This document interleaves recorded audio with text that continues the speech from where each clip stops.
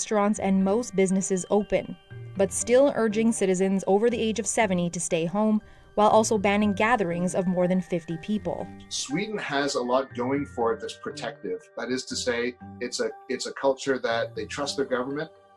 They're fairly compliant. They're a healthy population.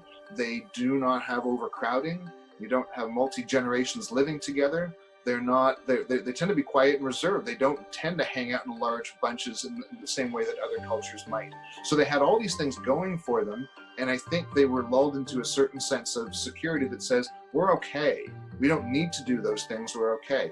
On the other extreme, New Zealand shut its borders and announced a state of national emergency even before it recorded a coronavirus death. The country imposed strict lockdown measures, forcing the public to stay in their homes around the clock, unless shopping for essentials like food or medicine. New Zealand sort of used the standard playbook of careful lockdown, of responding quickly, responding aggressively, and geographically, it was relatively easy for them to close their borders. So they were able to really stop travel and to really lock everyone down. And that's the orthodox approach. If people aren't interacting, the virus can't spread, and they got away with it, and they did a great job. And the numbers speak for themselves. As of May 4th, this is what the number of cases in both countries looked like.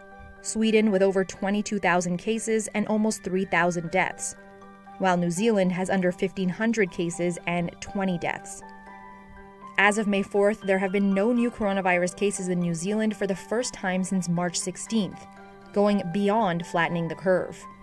We have the opportunity to do something no other country has achieved, elimination of the virus. But they are still moving forward cautiously. Meantime, this is where Sweden sits compared to other countries. Whereas it hasn't turned into a sort of a catastrophic Italy-type situation, their healthcare system hasn't been overwhelmed. The fact of the matter is that I think they didn't play it right. And compared to other Scandinavian countries, Sweden has had proportionately more cases and more deaths.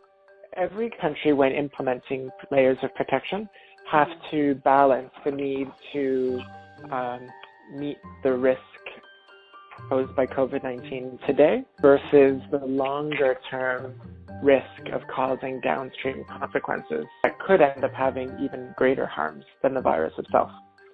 So every country chose slightly different balance. Finding that balance is challenging when there's no successful model in place. And at the same time, governments are looking to avoid situations like this. We've seen really shocking backlash from people against the government actions, which really does highlight that we can't assume that all people are going to be supportive of these actions, even if they are in the best interest of public health. Because people have to go to work and put food on the table.